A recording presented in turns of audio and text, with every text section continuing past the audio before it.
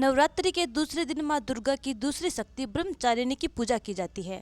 ब्रह्मचारिणी माता को ब्राह्मी भी कहा जाता है। इस दिन माता की पूजा अर्चना और उपवास करने से जीवन में सुख शांति और समृद्धि बनी रहती है और हर समस्या से मुक्ति मिलती है। आइए जानते हैं नवरात्रि के दूसरे दिन ब्रह्मचारिणी की पूजा विधि, मंत्र, महत्व और कथा। शारदीय नवरात्रि के दूसरे दिन माँ दुर्गा के दूसरे स्वरूप ब्रह्मचारिणी की पूजा अर्चना की जाती है।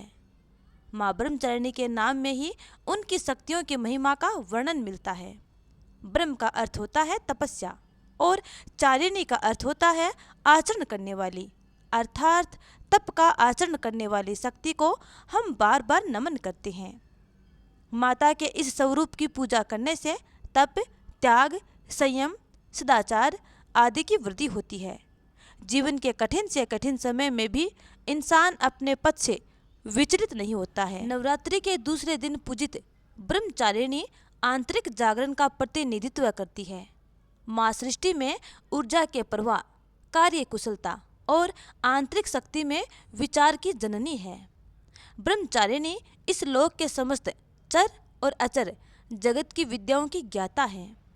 इनका स्वरूप श्वेत वस्त्र में लिपटी हुई कन्या के रूप में है, जिनके एक हाथ में अष्टदल की माला और दूसरे हाथ में कमंडल है।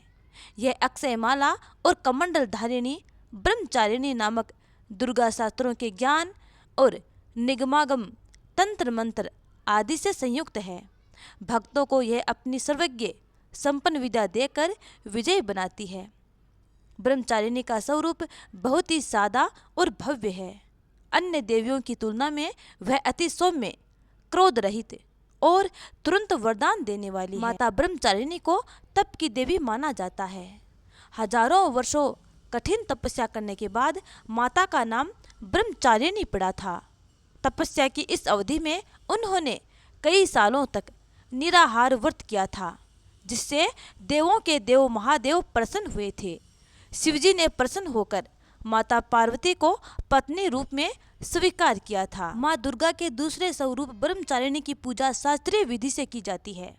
सुबह शुभ मुहूर्त में माँ दुर्गा की उपासना करें और माँ की पूजा में पीले या सफ़ेद रंग के वस्त्र का उपयोग करें।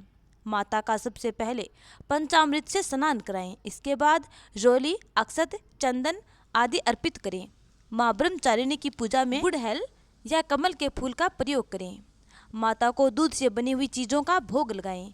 इसके साथ ही मन में माता के मंत्र या जयकारे लगाते रहें। इसके बाद पान सुपारी भेंट करने के बाद प्रदक्षिणा करें। फिर कलश देवता और नवग्रह की पूजा करें। घी और कपूर से बने दीपक से माता की आरती उतारें और दुर्गा सप्तशती, दुर्गा चालीसा का पाठ करें। पाठ करने के बाद सच्चे मन से माता के जयकारे लगाएं। इससे माता की असीम अनुकंपा प्राप्त होगी। माता ब्रह्मचारिणी की पूजा करना बहुत सरल है और उससे भी सरल है इनको प्रसन्न करना। माँ ब्रह्मचारिणी को सच्ची श्रद्धा से अगर बुलाया जाए तो वह तुरंत आ जाती है। माँ दुर्गा का यह स्वरूप अनंत फल देने वाला माना गया है। माँ की पूजा करने से ज्ञान की वृद्धि होती है और सभी समस्याओं से मुक्ति मिलती है। माता ब्रह्मचारिणी ने अपने तप के माध्यम से ही हजारों राक्षसों का अंत किया था। तप करने से इनको असीम शक्ति प्राप्त हुई थी। माँ अपने भक्तों पर हमेशा कृपा बनाए रखती हैं और आशीर्वाद देती हैं। माता के आशीर्वाद से हर कार्य पूरे हो जाते हैं और परिवार में सुख शांति और समृद्धि का वास होता है। माता की आराधना करने से जीवन में संयम, बल, सात्विक, आत्मविश्वास की वृद्धि होती है। माता की शक्ति के प्रभाव से तन मन के सभी दोष दूर होते हैं और जीवन में उत्साह व उमंग के साथ साथ धैर्य व साहस का समावेश होता है। माँ दुर्गा का यह दूसरा स्वरूप दिव्य और अलौकिक प्रकाश लेकर आता है। अब सुनते हैं श्री दुर्गा रक्षा कवच। महर्षि मार्कंडेय जी बोले, हे पितामह, संसार में जो गुप्त हो और जो मनुष्यों की सब प्रकार से रक्षा करता हो और जो आपने किसी को आज तक नहीं बताया हो, वह कवच मुझे बताइए। श्री ब्रह्मा जी कहने लगे, अत्यंत गुप्त व सब प्राणियों की भलाई करने वाला कवच मुझसे तुम ध्यानपूर्वक सुनो। प्रथम शैलपुत्री, दूसरी ब्रह्मचारिणी, तीसरी चंद्र घंटा, चौथी कुसमांडा, पांचवी स्कंद माता, छठी कात्यायनी, सातवीं कालरात्रि, आठवीं महागौरी तथा नवी सिद्धिदात्री। ये देवी की 9 मूर्तियां हैं। यह नव दुर्गा कहलाती हैं। आग में जलता हुआ, रण में शत्रु से घिरा हुआ, विषम संकट में फंसा हुआ मनुष्य यदि दुर्गा के नाम का स्मरण करे तो उसको कभी भी हानि नहीं होती। रण में उसके लिए कुछ भी आपत्ति नहीं होती और न उसे किसी प्रकार का दुख या डर होता है। हे देवी, जिसने श्रद्धापूर्वक तुम्हारा स्मरण किया है उसकी वृद्धि होती है और जो तुम्हारा चिंतन करते हैं उनकी तुम निसंदेह रक्षा करने वाली हो। चामुंडा प्रेत पर, वाराही भैंसे पर, रौद्री हाथी पर, वैष्णवी गरुड़ पर अपना आसन जमाती हैं। माहेश्वरी बैल पर, कोमारी मोर पर और हाथ में कमल लिए हुए विष्णु प्रिया लक्ष्मी जी कमल के आसन पर विराजती हैं। बैल पर बैठी हुई ईश्वरी देवी ने श्वेत रूप धारण कर रखा है और सब प्रकार के आभूषणों से विभूषित ब्राह्मी देवी हंस पर बैठती हैं और इस प्रकार यह सब देवियां सब प्रकार के योगों से युक्त और अनेक प्रकार के रत्न धारण किए हुए हैं। भक्तों की रक्षा के लिए संपूर्ण देवियां रथ में बैठी तथा क्रोध में भरी हुई दिखाई देती हैं तथा चक्र, गदा शक्ति, हल और मूसल, खेटक और तोमर, परशु तथा पास, भाला और त्रिशूल एवं उत्तम सारंग आदि शस्त्रों को दैत्यों के नाश के लिए और भक्तों की रक्षा करने के लिए तथा देवताओं के कल्याण के लिए धारण किए हैं। हे महारुद्रे, अत्यंत घोर पराक्रम, महान बल और महान उत्साह वाली देवी, तुमको मैं नमस्कार करता हूँ। हे देवी, तुम्हारा दर्शन दुर्लभ है तथा आप शत्रुओं के भय को बढ़ाने वाली हैं। हे जगदम्बिके, मेरी रक्षा करो। पूर्व दिशा में इंद्री यानी इंद्र शक्ति मेरी रक्षा करे। अग्निकोण में अग्नि शक्ति, दक्षिण दिशा में वाराही देवी तथा नैऋत्य कोण में खंगधारिणी देवी मेरी रक्षा करें। पश्चिम दिशा में वारुणी, वायु कोण में मृगवाहिनी, उत्तर दिशा में कोमारी और ईशान कोण में शूलधारिणी देवी मेरी रक्षा करे। ब्राह्मणी ऊपर की ओर से मेरी रक्षा करे और वैष्णवी देवी नीचे की ओर मेरी रक्षा करे। और इस प्रकार सौ पर बैठी चामुंडा देवी दसों दिशाओं में मेरी रक्षा करे। जया देवी आगे, विजया पीछे की ओर, अजिता बाईं ओर, अपराजिता दाईं ओर मेरी रक्षा करे। उद्योतिनी देवी शिखा की रक्षा करे तथा उमा मेरे मस्तक पर विराजमान होकर मेरी रक्षा करे।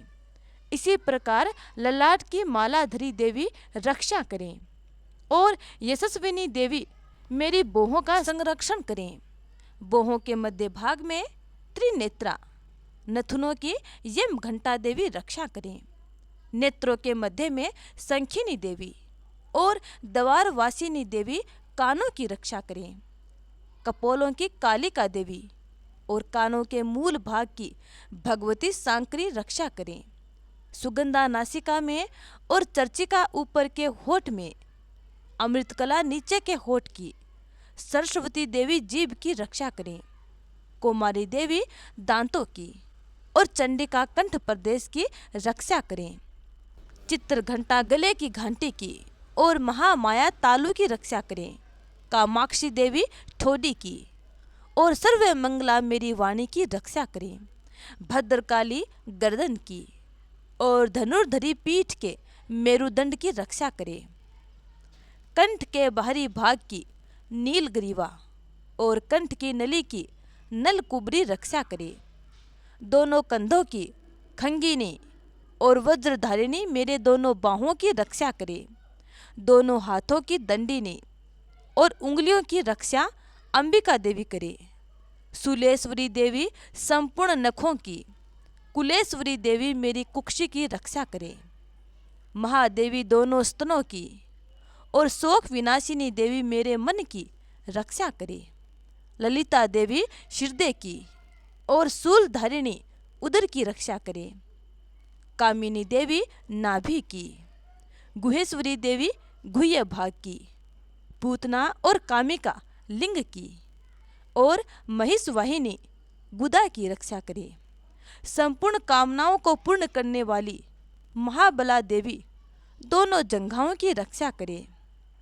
विंध्यवासिनी दोनों घुटनों की और तेजसी देवी दोनों पांवों के पृष्ठ भाग की, श्रीधरी पांवों की उंगलियों की, तलवासिनी तलवों की, दंतक्राली देवी नखों की, ऊर्ध्वकेशिनी केसों की, बागेश्वरी वाणी की रक्षा करे। रोमावलियों की छिद्रों की कोबेरी और त्वचा की बागेश्वरी देवी रक्षा करे।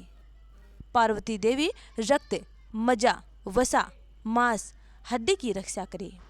आंतों की कालरात्रि देवी, पित्त की मुक्तेश्वरी देवी, पद्मावती कमल कोश की, चूड़ामणि कफ की रक्षा करे। ज्वालामुखी नसों के जल की रक्षा करे। अभेद्या देवी शरीर के सब जोड़ों की रक्षा करे। ब्राह्मणी मेरे वीर्य की, छात्रेश्वरी देवी छाया की तथा धर्मधारिणी देवी मेरे अहंकार, मन और बुद्धि की रक्षा करे। प्राण, अपान, व्यान, उदान और सम्मान की वज्रहस्ता देवी रक्षा करे। कल्याण शोभना मेरे प्राण की रक्षा करे। रस, रूप, गंध, शब्द और स्पर्श इन विषयों का अनुभव करते समय योगिनी देवी मेरी रक्षा करे तथा सत्वगुण, रजोगुण और तमोगुण की रक्षा नारायणी देवी करे। आयु की रक्षा वाराही देवी करे। वैष्णवी धर्म की तथा चक्रिणी देवी मेरे यश, कीर्ति, लक्ष्मी, धन, विद्या की रक्षा करे। इंद्राणी मेरे शरीर की रक्षा करे। और हे चंडिके, आप मेरे पशुओं की रक्षा करे। महालक्ष्मी मेरे पुत्रों की रक्षा करे और भैरवी मेरी पत्नी की रक्षा करे। राजा के दरबार में महालक्ष्मी तथा सब ओर व्याप्त रहने वाली विजया देवी चारों ओर से मेरी रक्षा करे।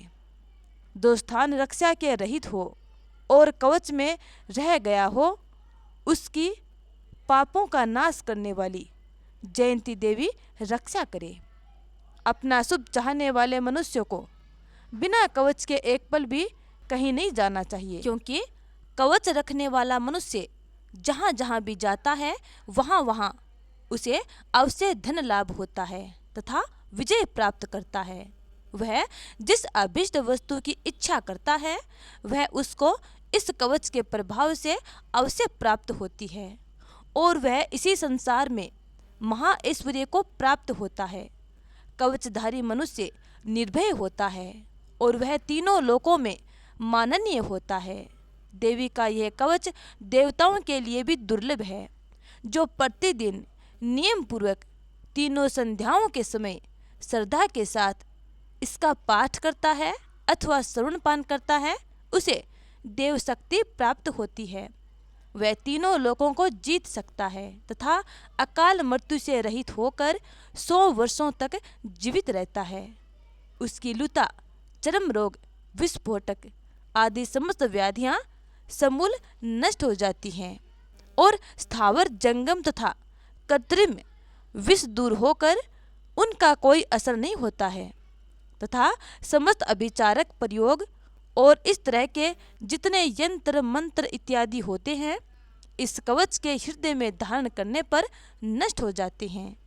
इसके अतिरिक्त पृथ्वी पर विचरने वाले भूचर, नभचर, जलचर प्राणी, उपदेश मात्र से सिद्ध होने वाले निम्न कोटि के देवता, अपने जन्म से साथ प्रकट होने वाले देवता, कुल देवता, माला आदि डाकिनी, साकिनी, अंतरिक्ष में विचरने वाली अत्यंत बलवती भयानक डाकिनियाँ, ग्रह, भूत, पिशाच, यक्ष, गंधर्व, राक्षस, ब्रह्म राक्षस, बेताल, कुष्मांड और भैरव आदि अनिष्टकारक देवता भी उस मनुष्य को जिसने कि अपने हृदय में यह कवच धारण किया हुआ है देखते ही भाग जाते हैं।